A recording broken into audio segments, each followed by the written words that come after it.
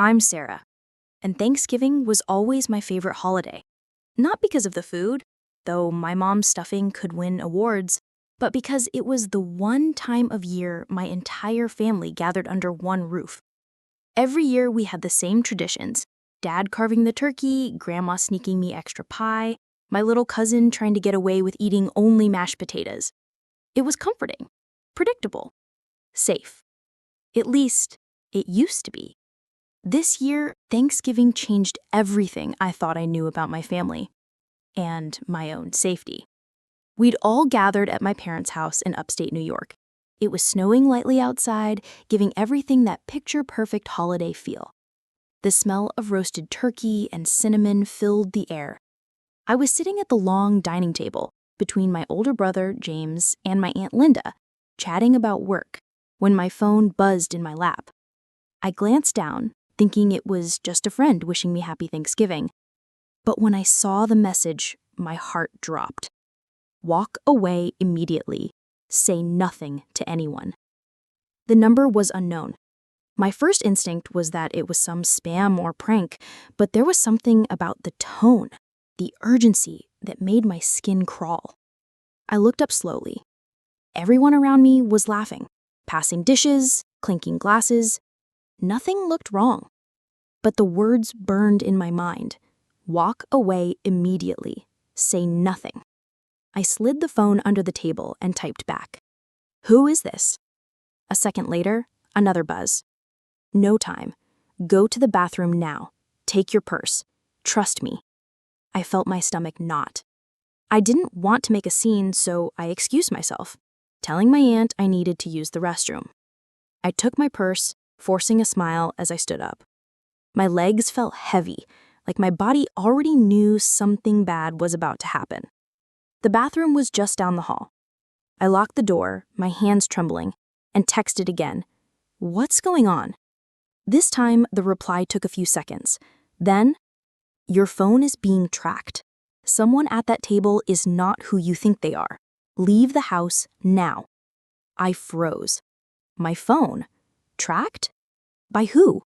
Someone at the table? My brain tried to piece it together. Was this some elaborate scam, or was I in real danger? I cracked the bathroom door just enough to peek out. Everyone was still at the table. My dad was telling a story about his first job, my mom laughing beside him. It all looked so normal. But that's the thing about danger. It often hides behind normality. I texted back. I'm not leaving without knowing why. Another buzz. This time, the words made my blood run cold. If you stay, you won't leave alive. That was enough. My hands shook as I grabbed my coat from the hook and quietly slipped out the back door. The cold air hit me like a slap. I stood there for a moment, my breath forming clouds in the night air, unsure where to go. Before I could decide, another text came through. Keep walking. Do not go to your car. Head toward the park. I'll explain there. I pulled my coat tighter and walked quickly down the snowy street. My mind was a storm. Was I really abandoning my family in the middle of Thanksgiving? What if this was a trap? But something deep inside told me to keep moving. When I reached the park, I saw a man standing under a street lamp. He was tall, wearing a dark winter coat, his hands in his pockets. He looked up as I approached. Sarah? I stopped a few feet away. Who are you? He reached into his pocket and pulled out a badge. FBI. I blinked. What going on? He spoke quietly, his breath misting in the air. We don't have much time. Someone in your family is involved in a federal investigation. We've been tracking them for months. Tonight, we intercepted a threat against you. My mind spun. A threat? Against me? Why?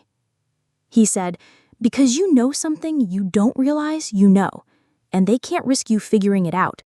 I stared at him. The words felt surreal. Who? Who in my family? He shook his head. We can't tell you yet, but I can tell you this. If you'd stayed at that table another 10 minutes, you wouldn't have walked out. A chill that had nothing to do with the snow ran through me. I thought about my parents, my brother, my cousins. which one could possibly want to hurt me? And that was just the beginning.